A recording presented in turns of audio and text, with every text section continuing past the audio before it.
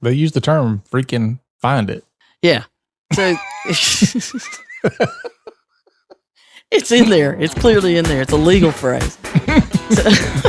You're listening to the Help Me with HIPAA podcast, where HIPAA and humor collide to make learning fun. Your delightful hosts are Donna Grindle and David Sims. Relax. HIPAA help is on the way. Hi, I'm Ginger McClish from St. Louis, Missouri, medical oncology hematology consultants, and you are listening to the Help Me with HIPAA podcast. Thank you for that intro. I'm David Sims of HIPAA for MSPs and Security First IT, and joining me is Donna Grindle of Carden. Good morning, Donna. How you doing? Or as my wife would say, you always tell Donna good morning, you don't tell me good morning. It's an interesting relationship, isn't it? It is. It is. I'm like, it's just a formality. I don't really like Donna. Just bear with me. It's so much easier to deal with Donna because I can hang up on her. I know. It's like, yeah, if I only have to deal with you 1 hour a week, I'd say good morning to you too. So I did realize though, because I made a comment, I was like, I'll talk about you on the podcast and you won't, she doesn't listen to it. Then she tells me that our audio editor tells her when she's talked about on the podcast. Boy, and I'm like, seriously, you're ratting him out. This is outrageous. Really? I'm like, I thought you had her back. Yeah. What's the whole bros before, Don't even. I won't finish that one out. Nah. So anyway, I do want to say for those of you who don't get quite enough of us, we were interviewed this week on the Firewallscom podcast. Yeah, ping, Firewalls.com podcast. Yep. So go catch that. I'm trying to find the episode number. Do you know it right off?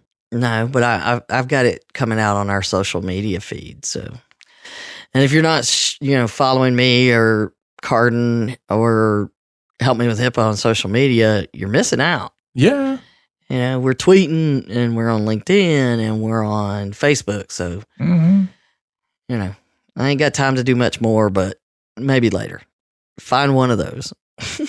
Yep. So it is episode 25. There you go. Titled Compliance, HIPAA, and More. And Don and I laying down some truth. Well, and it was there. It's such a different place because they're just getting started, and us having been at it for a while, it was nice though that they asked us to be on, and I think they were shocked that we agreed. Mm-hmm. They don't know that we're just ham bones, and we'll do it anyway. Yeah, no, we enjoyed being on there, so. I've gotten about halfway through the podcast episode and I got pulled away. So I got to get back and listen to the rest of it so I can hear the rest of it. Yeah, they do an interview and then they do news stories. So we got some stuff. We're going to take it up a notch. Mm-hmm. We're going to take it up a notch too. Mm-hmm. We're going to do segments, kind of. Not really, but yes. All right. Yep, we are. So people are like, what do you mean? You already segment everything out. So, yeah, we're going to make this like a network, just segment it all out. That's right. Or at least the way we understand things go. Yeah. So, you just endured our first segment. There you go. Which is the segue. Yeah, perfect segue. Exactly. So, that gets us into our next piece, which, for those of you who listened for a while, like, wait a minute, I don't want to hear a different shit. But we are going to be talking about today, no more guessing about what OCR expects, because we've discussed this before. People are always talking about HIPAA's ambiguous and it's not clear and blah blah blah. And every time we have a new settlement come out, we're like, look, this is exactly what OCR is expecting. Look at the settlements. Read. Yeah, sometimes all of these, the feedback from audits and the settlements. That's the guidance you need. Yeah. And that's why we always cover them. And suddenly now they're back to back. So we just covered I don't remember who it was, but we just covered a small provider. And before I could get another episode out, they had another one. But this was so interesting based on the fact that we just talked about how there were different things that we had never seen that were very specific in the CAP. And we've always thought the corrective action plan was telling us exactly what to do. They're tired of people just apparently not understanding what to do is. In our minds, we talked about that, David. In our minds, we knew what it meant, but clearly they are getting very specific. They did so in the last one, and this one even more so. Mm-hmm. I found how. Anyway, we'll get to that in a minute. Yeah, they are getting very generally specific here. For those of you baseball fans. So we'll go into that in today's episode. But before we do, too late. Sign up for the boot camp. Just saying. Yeah. Just saying. Yeah, too late. Doors are closed. Yeah. But you can jump in on the 2021 boot camp. We have no details on that. But if you want to join, then let us know. Yeah. Feel free to reach out. Let us know whatever you're thinking. If it's tell me about the boot camp or any of said things. And you can sign up for our weekly feed that tells you what the episode is for each week and lets you easily click on it. So, anyway, thanks for listening. Also, make sure you share out today's podcast. Thanks to the donors, those of you who are helping support the podcast. Much appreciated. Yes. And we're going to dive into our new segment and the topic after this short break. Are you frustrated with your current IT provider? Are you sure you're getting the security and protection you need? Are you putting your patients and your practice at risk? If you're in the Charlotte, North Carolina area, give Security First IT a call to learn more about how they can protect your patients, your practice, and your bottom line. Find them online at securityfirstit.com or call 980-288-5100. The number of medical practices that think they're HIPAA compliant is pretty staggering. Effective privacy and security are an ongoing process, not a checklist. And that's why at Cardin, they don't just assess your situation and leave you with a report, but they work with you all along the way. Call Cardin today at 678-292-5001 or visit them on the web at cardinhq.com. Aren't your patients worth it? All right, we're back.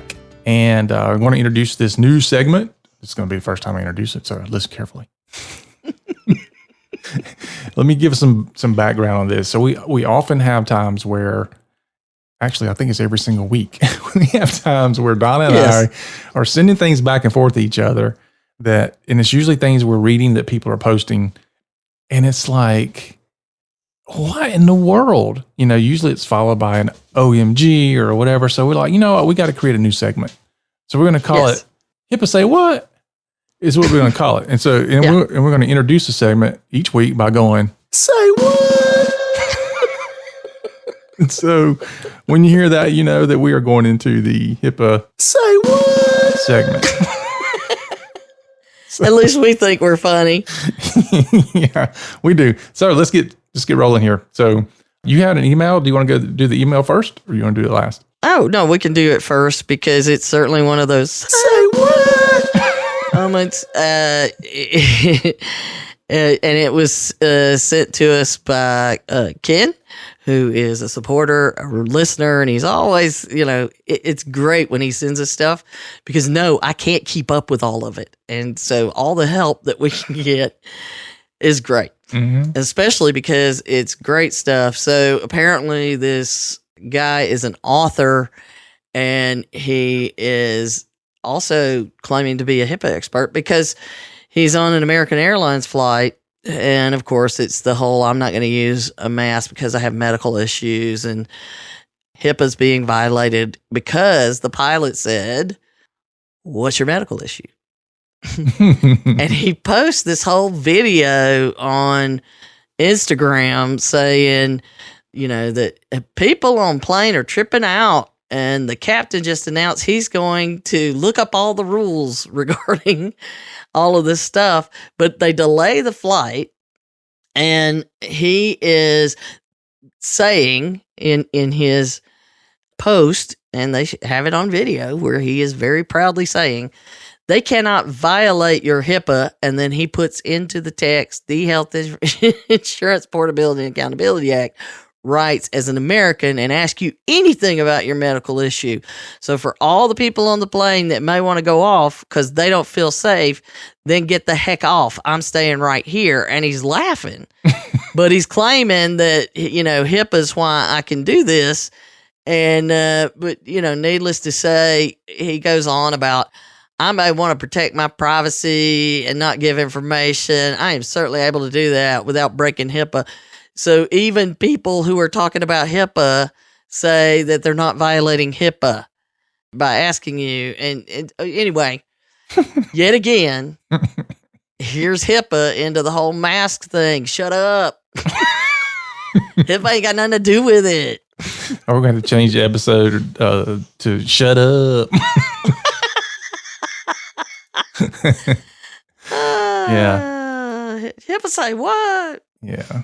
Yeah. But I mean, some of it's going to be we're answering questions, and others, it's going to be the crazy stuff that comes in. So in this case, yet another. And this one delaying, not just arguing with the store and threatening to sue people like they are doing all. This was delaying a flight and blaming HIPAA. So y'all get up off it. Mm-hmm. HIPAA's not the enemy here. Nope. 'Tis not. Mm-mm. And it's not your friend either in these cases. It matters not. Yeah. All right.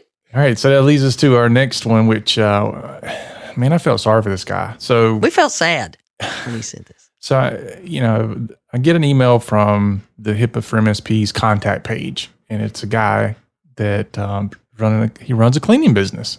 So, immediately I'm like, why is a cleaning business guy asking for HIPAA stuff? So anyway, so he goes, he says his name, and I don't want to say it because I didn't ask him for permission, but he owns a cleaning business. He says they do mostly residential, but he has a relationship with a few medical companies, and he wants to be HIPAA compliant so he can clean their buildings. He wants to know how to go about it, and he has no idea where to even start. And as I often do, before I even respond, I send Donna a screenshot and go, "Can you believe this?"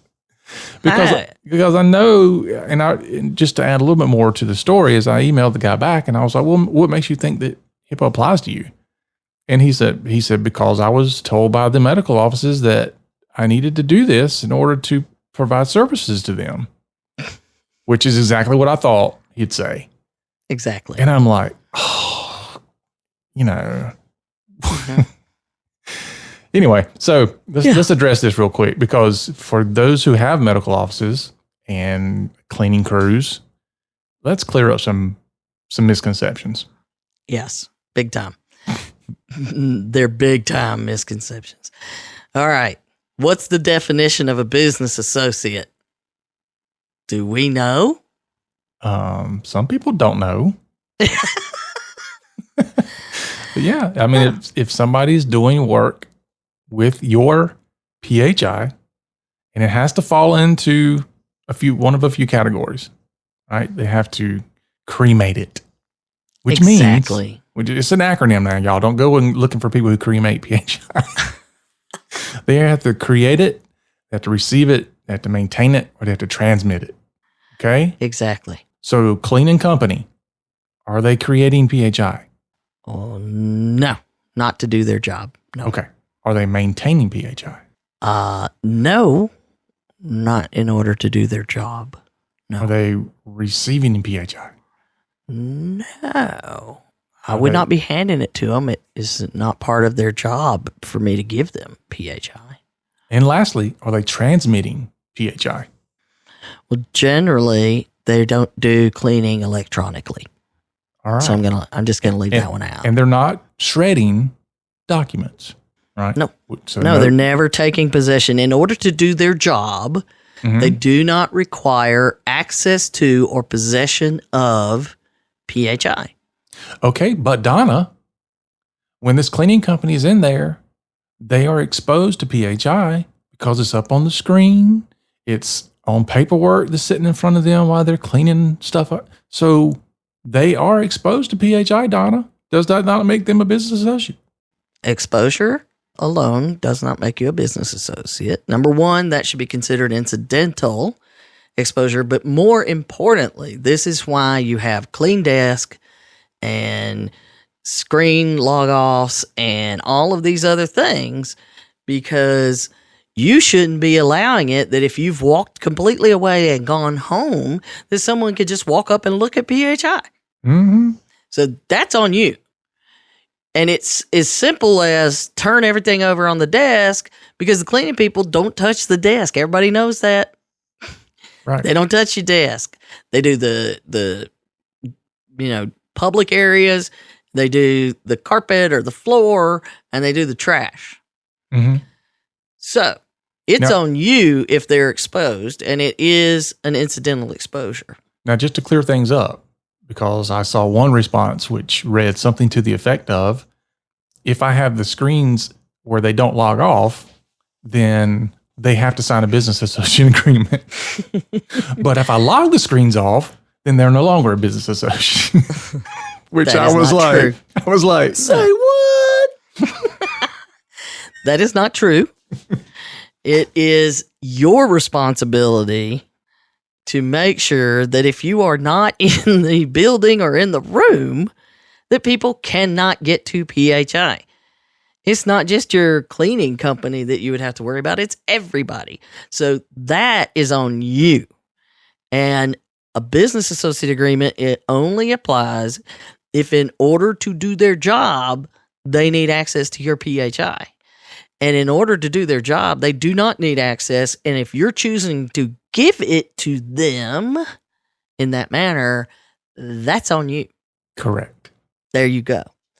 Now, I will add, however, and we do have a link, by the way, it's in the FAQs, the facts on the OCR website, the HIPAA FAQs. So we have a link that even explains exactly that. But I will add to it, there are several things that you should do because of the access to the physical site that they need to do their job.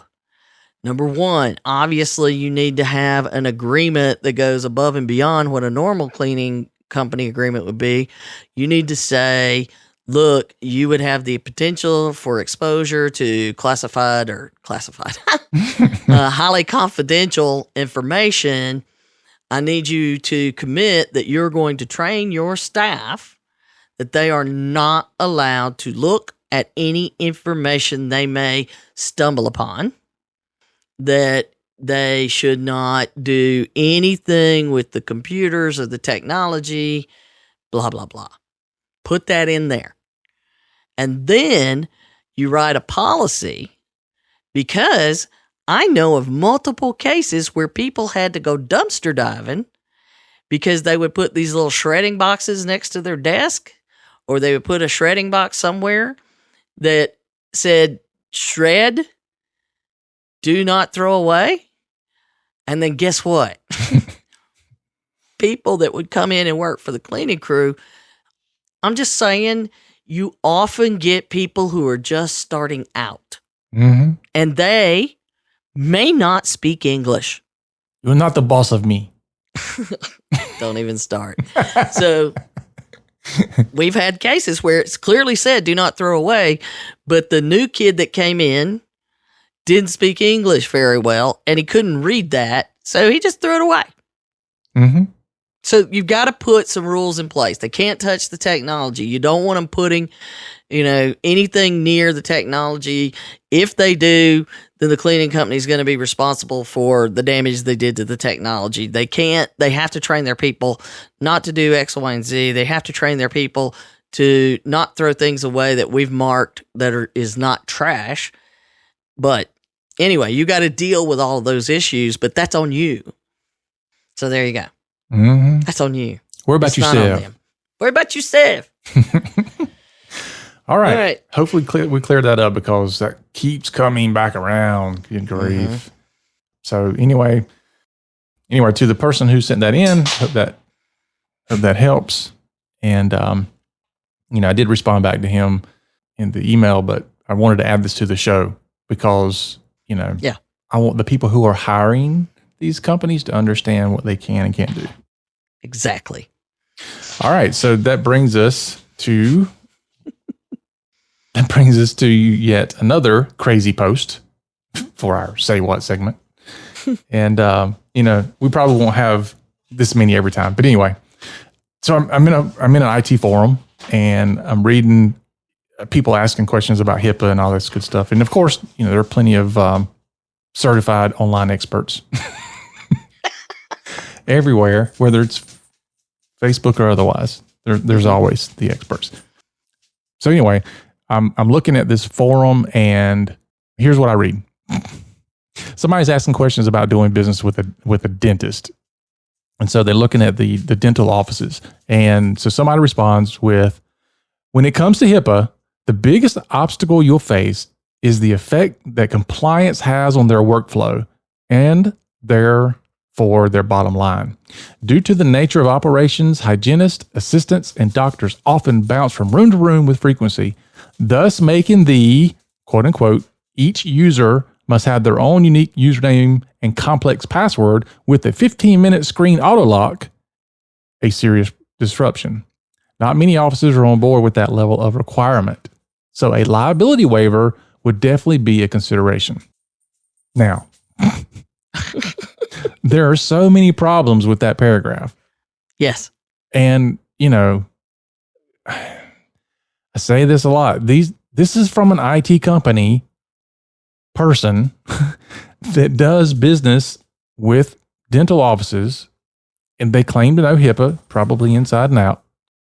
This is why we tell you, people, do your due diligence, ask questions, understand what HIPAA is about, because you are going to get misinformation. This is one of them. So first and foremost, we understand HIPAA can't keep you from doing your job. Can't affect security. We have 3 rules of security. Mm-hmm. It's not HIPAA. So the effect that compliance has on their workflow, it's not compliance, it's privacy and security. Because if all you're worried about is compliance, it ain't going to affect your workflow because you could just check a box, say you're doing something and not. Mm-hmm. Which a lot of people do.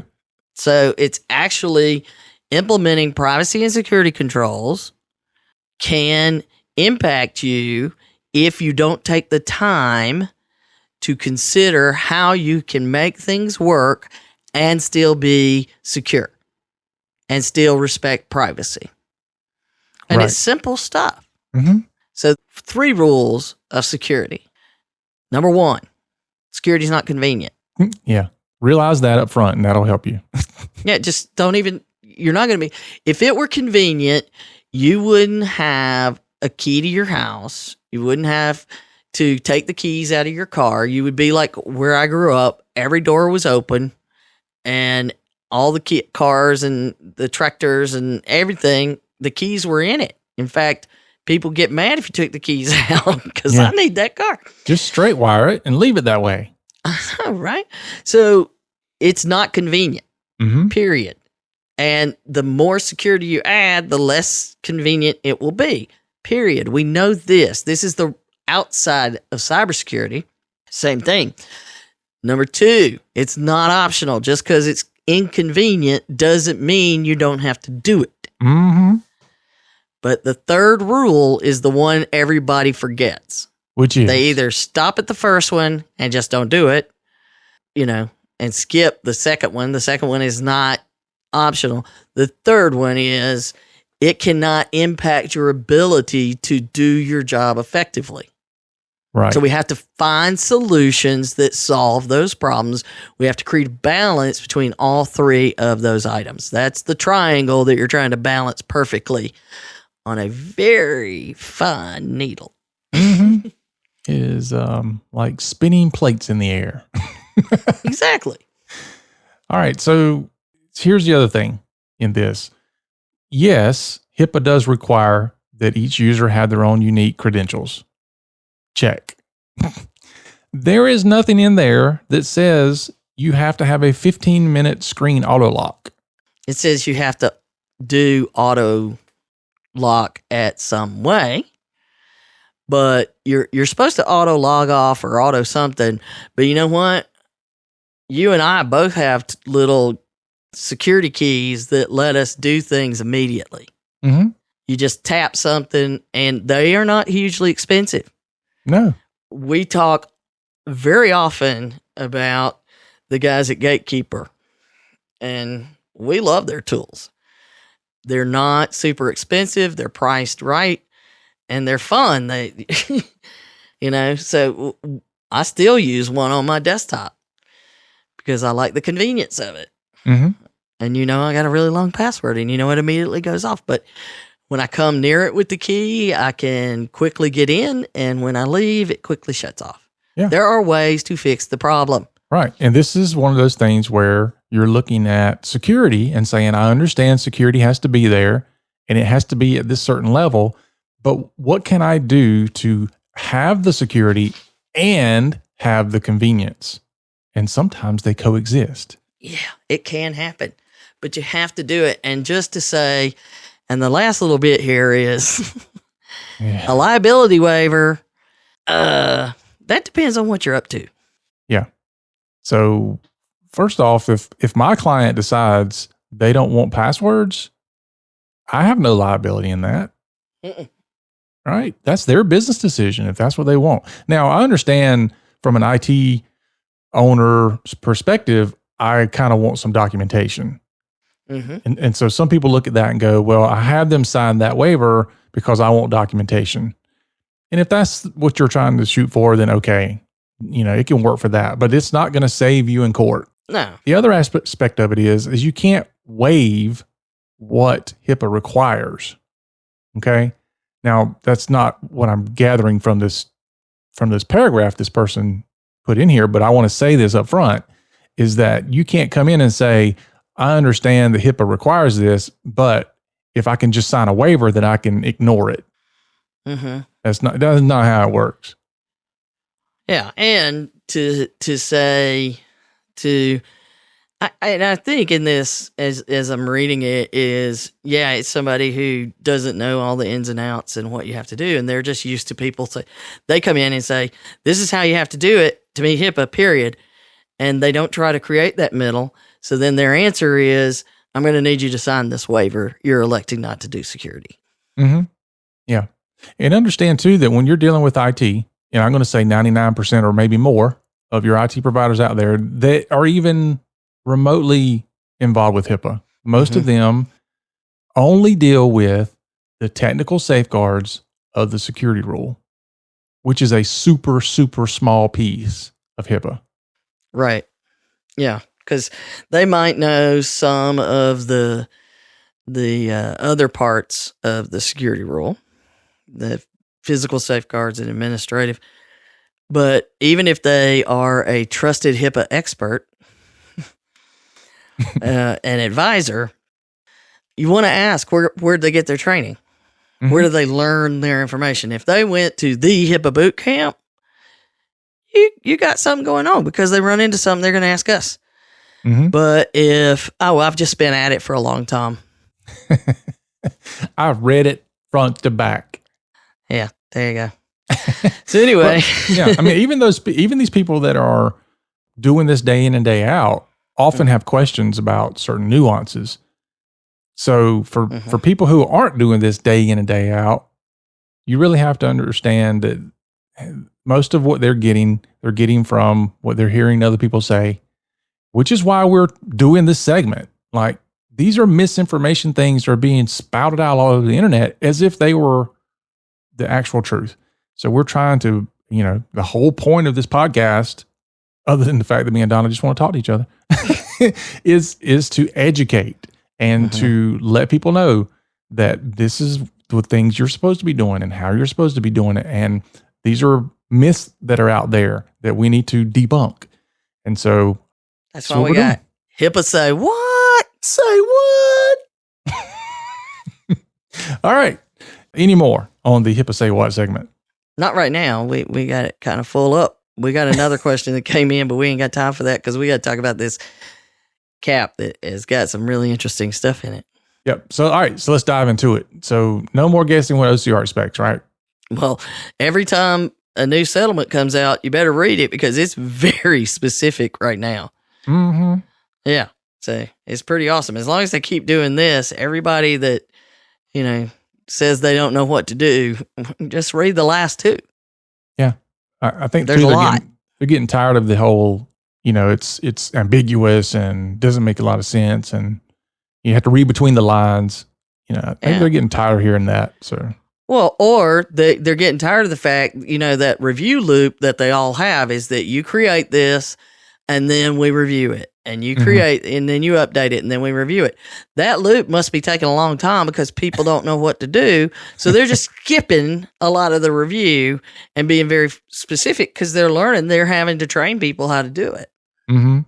Yeah. And I think it also may impact because last year, I guess, is when they started having tech people at the regional offices, which they never did before. So they can help in defining these things in these settlements. And I think that also is making a difference. But that's my own speculation. Yes. Yes. So I tell you what, though, if you think you're going to do the check the box, the time is over for you to say you don't know how to do this. Because this is some get it done kind of language, at least in my opinion. All right. So this happened to Lifespan.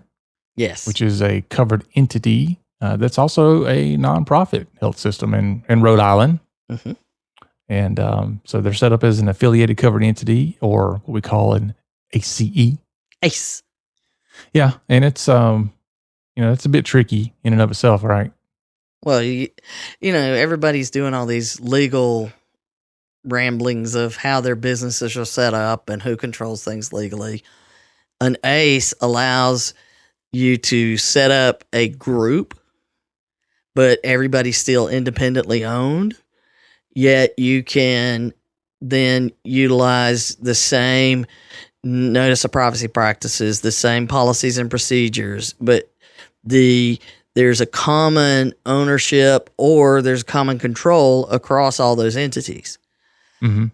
And that's what Lifespan, the corporation, functions as that common entity, while each of the individual hospitals they work with remain independent and still not owned by Lifespan necessarily in all cases. Mm-hmm. But I think there's like 7 entities, and it depends on how you count it. I couldn't quite count one way or another. It's like so-and-so and their children's hospital, but I'm like, I don't know if that counts as 2 or 1. Anyway, so it's all hospitals in Rhode Island. Yeah. Now, this one's different than the one we talked about last week, because last week it was like, back in 2011 or something? Right. It took a long time. Well, this one, February 25th, 2017. So not too far away. Of course, I don't know about you, but during this whole COVID thing, like even 2019 seems like I know, right? a decade ago. I know, it's crazy. But this is not too long ago. So February 25th, and this we see this incident a lot. Okay, an employee's car was broken into while parked in a public parking lot, and a laptop, specifically a MacBook, for you Mac people. Well, I mean, they said it's a MacBook, which also frustrated me about this. So anyway. No, I think that's good because I think Apple people get fruity about this. But anyway, so just so happens the employee, used the laptop for work purposes. No, not a parent who owned the computer, but they did determine that work emails may have been cached on the file on a drive or in a file on a drive. So we hear this. Maybe. Yeah.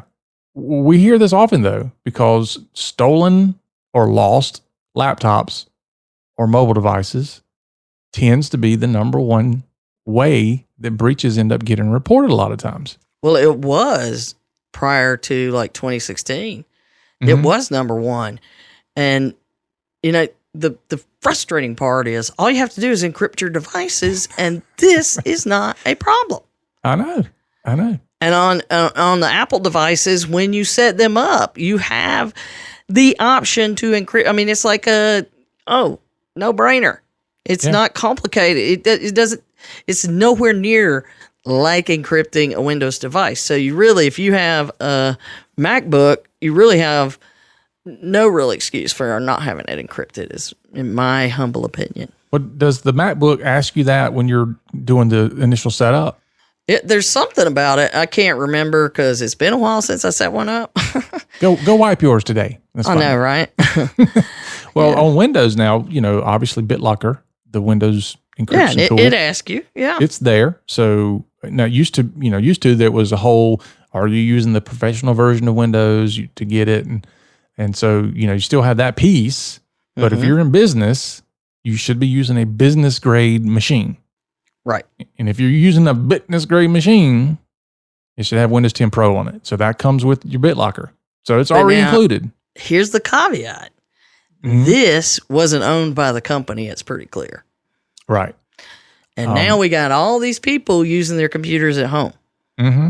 So what does that do for us? So because we know it's pretty obvious this laptop wasn't encrypting. We wouldn't be talking about it. Right. Now, there are encryption options outside of BitLocker or outside of what MacBook includes. There are third-party encryption tools, so you can look at that. Now, we could spend a whole episode talking about encryption, and we're not going to do that. We have before, but yes. Yeah, but you need to understand there's a difference in the types of encryption. There's file and folder level encryption. There's full disk encryption. You have to understand what it means when you encrypt as far as your workflow, because if you have a full disk encryption, you may have to enter in this encryption key every time you turn the computer on if you don't have certain other things. And I don't want to get technical with it, but all those things are things you have to consider. And if you're using a consumer based product, then chances are you're going to have some more hoops to jump through to do encryption than if you have a business grade. And that's where some of this problem comes in, because, if you're a home user, you run down to the big box store and you buy your computer off the shelf somewhere most of the time. Or even not today.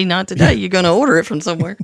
Even if you buy from Amazon, there, you still may end up getting one that's a consumer grade product, because those are they're cheaper. And everybody's like, I got to make my $1,200 last. But anyway, so I digress. But anyway, what I'm saying is, before you start making all these decisions about this stuff, you have to understand it's not just about turning the encryption on. There are lots of other things to understand about it.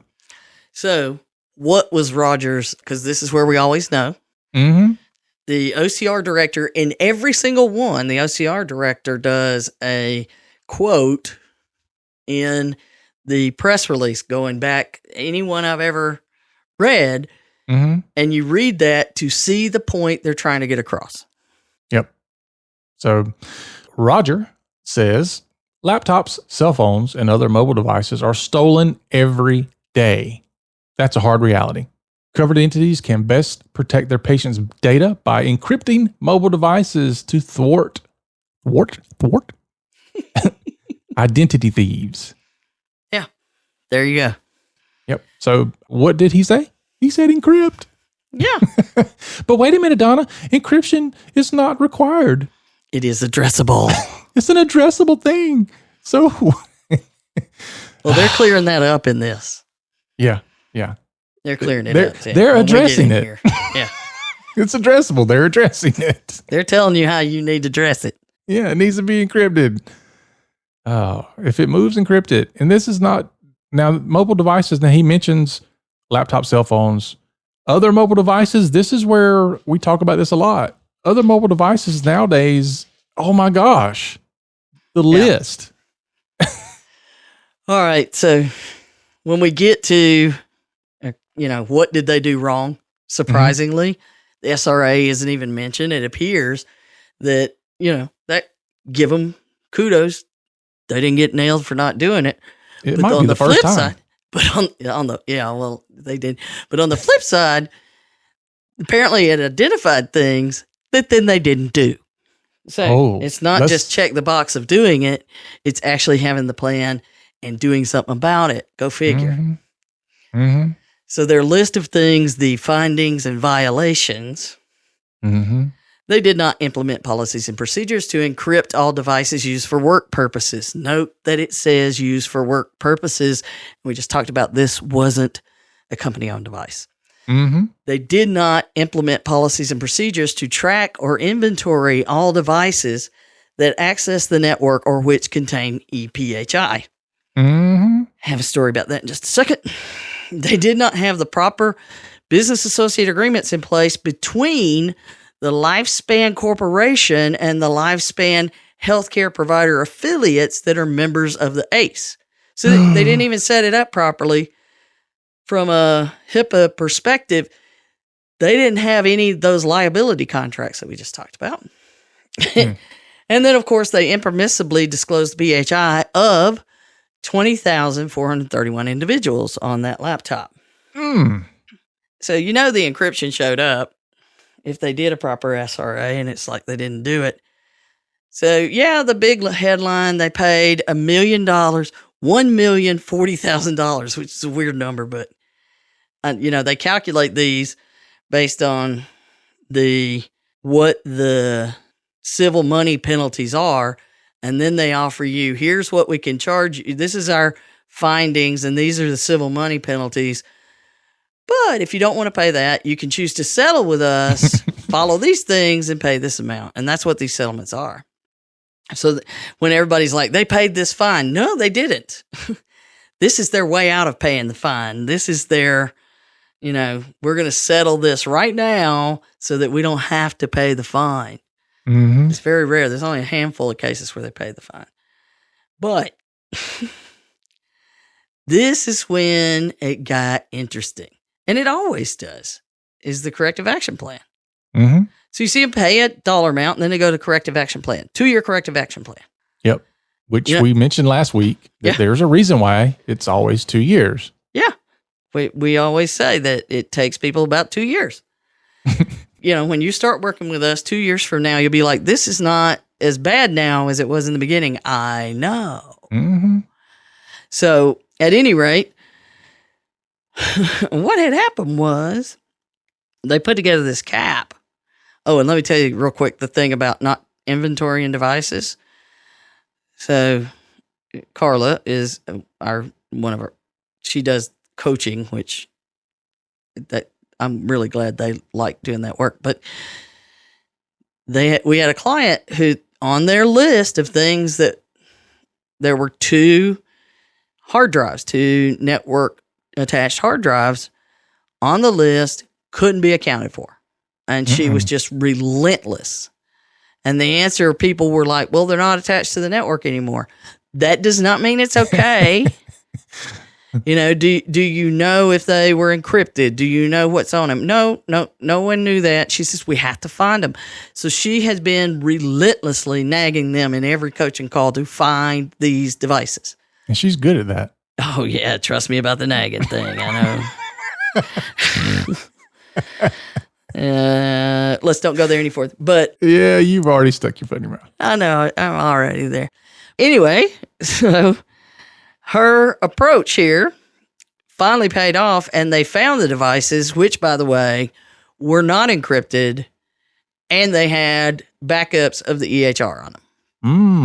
Okay. But luckily, they were all locked away in with some other stuff that's never been touched. They had dust on them. They were so well locked away. That was great news. Mm-hmm. But guess what? If she had not been insistent, what would have happened? Well, who knows? Anyway, we don't want to go down that path. So in the cap, they say, okay, you got to get your BAAs in order. Mm-hmm. And, that's expected because that was one of the things. But one of the things that I thought was really, really interesting is it says they must designate one or more individuals who are responsible for ensuring that they enter into business associate agreements with each of its business associates. And that prior to disclosing PHI, those need to be in place. Mm-hmm. I know plenty of places where both those things don't happen.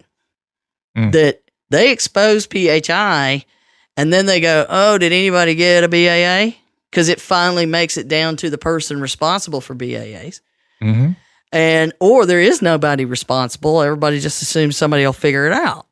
Yep. Well, I see this in IT a lot where somebody will say, I can't get my client to sign a BAA. And I'm like, oh, they shouldn't be your client if they haven't signed a BAA. There you go.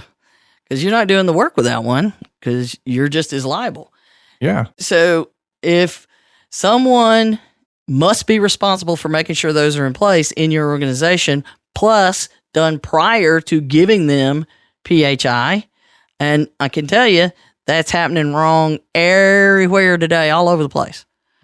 So then the next bit is basically recommendations for the BA contracting workflow that we include in the Bootcamp. It's something that we have recommended and tried to create policies and procedures around with clients for years, literally years. Because when we did the very first Bootcamp years ago, this was in it, is the workflow for managing and having regular reviews and determining who's a BA, who needs the BAA. They're basically saying you need that workflow, which I felt I sat tall in my chair. That you have to have a template and do all these things. Oh, and by the way, keep the documentation where you can freaking find it. And make sure that you're only disclosing the minimum necessary. So these are all things that are not necessarily ever been stated clearly like that before. Yeah, they use the term freaking find it. Yeah. So it's in there. It's clearly in there. It's a legal phrase.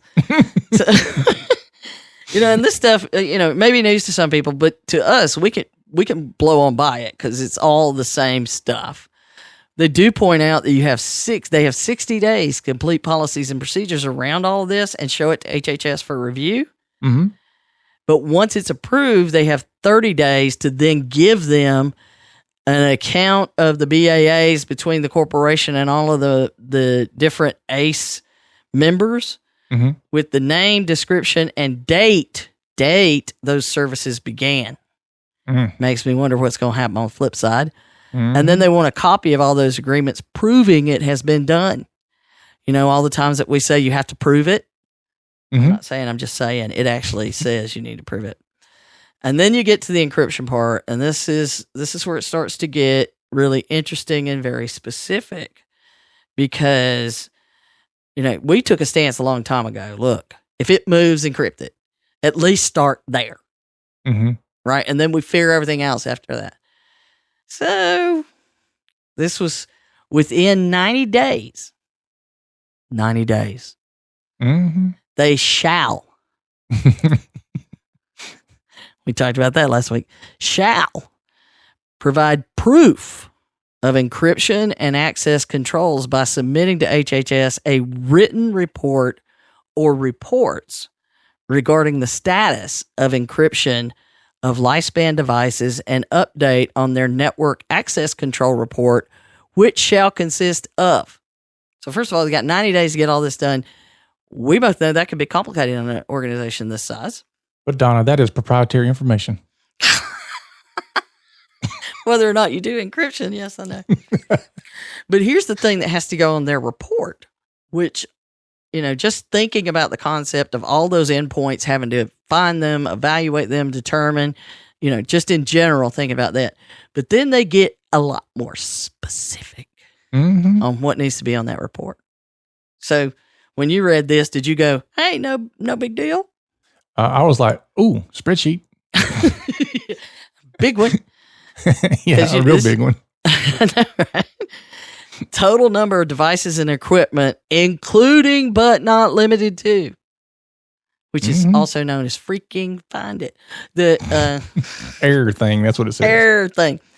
Desktop computers, laptop computers, tablets, mobile telephones, USB drives, medical equipment that may be used to access, store, download, or transmit Yeah. And just for the younger generation, mobile telephones means smartphones.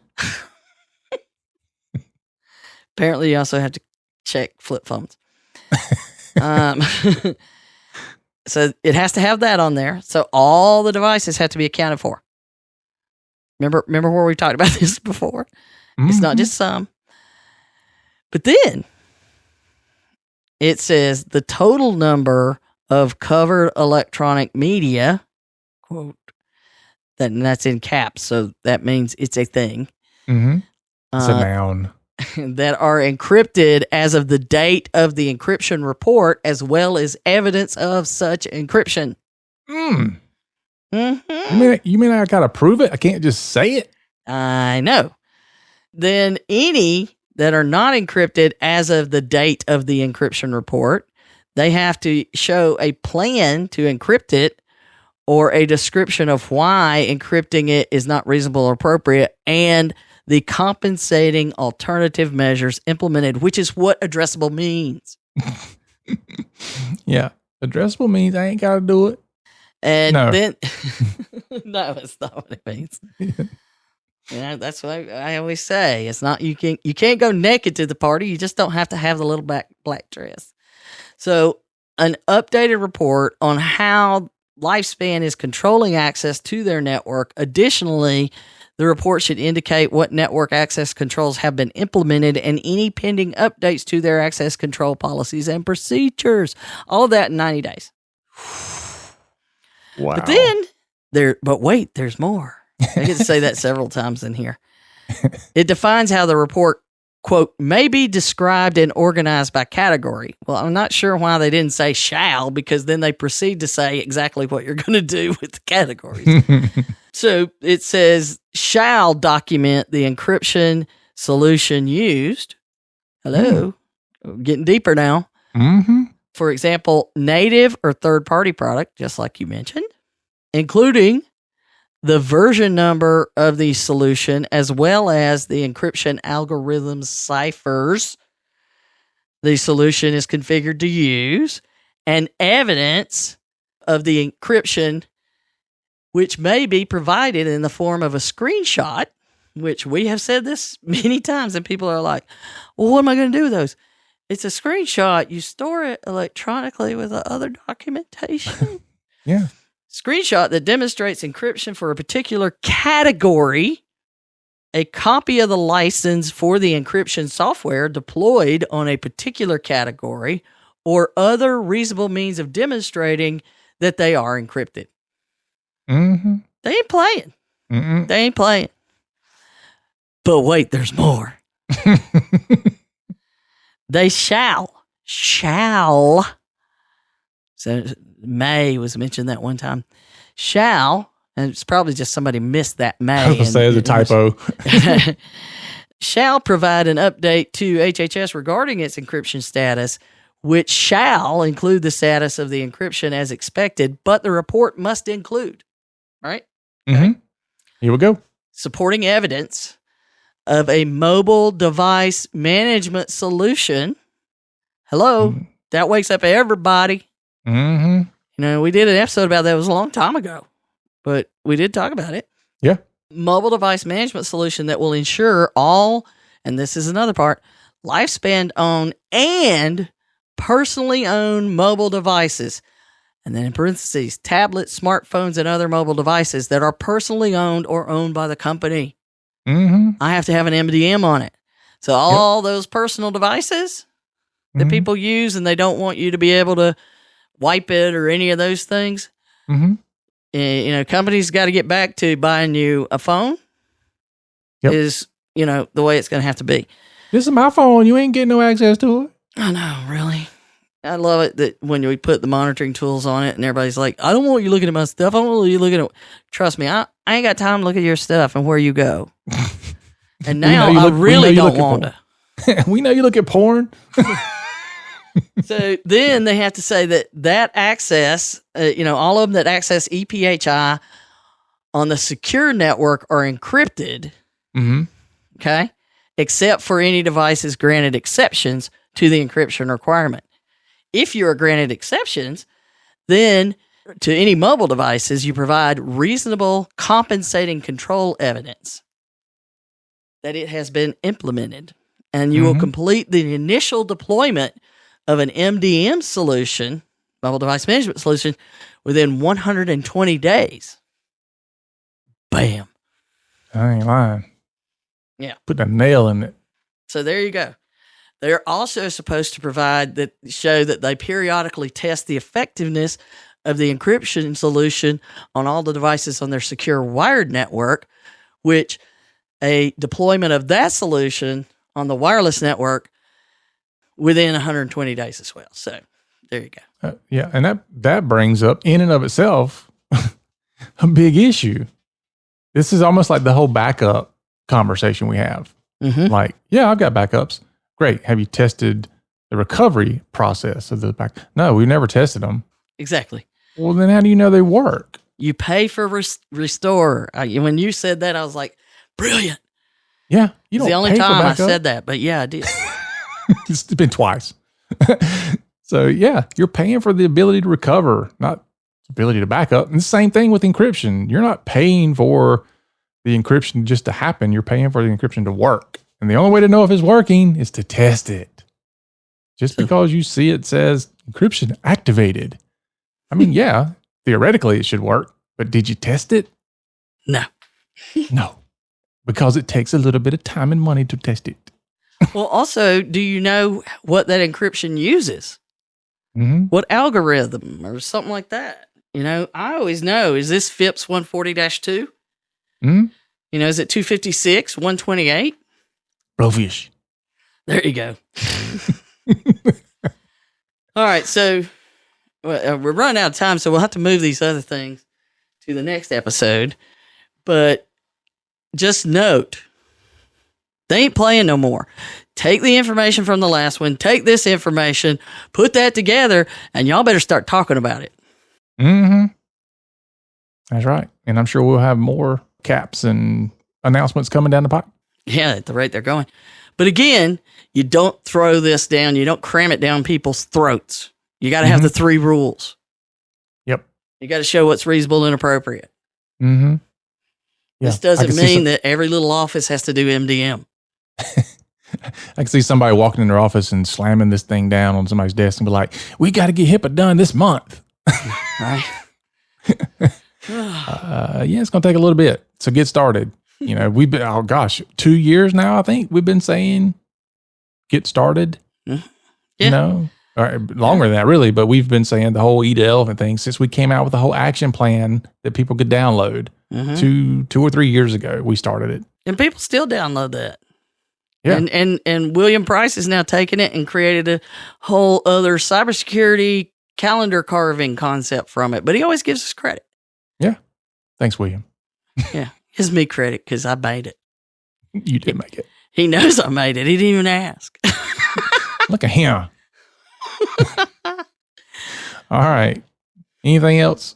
No, I think we're done for today. All right. We're toast. I'm done. All right. So that is our show for today, folks. Thanks for listening. Remember to share us out on your favorite social media site. And rate our podcast now. We haven't got any ratings in a while. Rate our podcast now. And help us spread the word. So remember, for Donna and myself, HIPAA is not about compliance. It's about patient care. You've been listening to the Help Me with HIPAA podcast, hosted by Donna Grindle and David Sims. The show created to help you with HIPAA. For more information or to ask us a question, visit our website at helpmewithhipaa.com. Neither Donna Grindle or David Sims are attorneys, and they do not offer binding legal advice concerning regulatory compliance. The information in this podcast should not be relied upon or construed as legal advice in any way. Consult your attorney for legal advice concerning compliance with HIPAA regulations.